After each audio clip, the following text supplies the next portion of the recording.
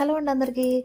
రోజు కర్రీసే చేస్తున్నాను కదా, ఇవాళైతే పప్పుకి కాంబినేషన్ వచ్చి బీరకాయ చట్నీ ప్రిపేర్ చేశానండి. అదే నిన్న ముదిరిపోయిన బీరకాయలు అని పక్కన పెట్టా కదండి, అదే బీరకాయ ఇప్పుడు పనిచేస్తుంది అనమాట.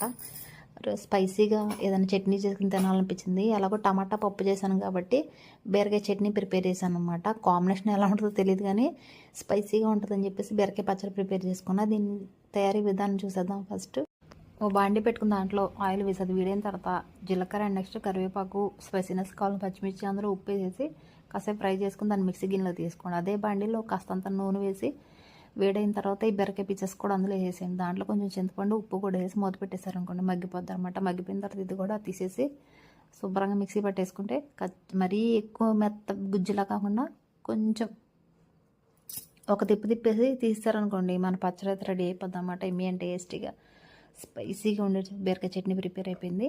ఇది వేడి వేడి అన్నంలో వేసుకు తింటే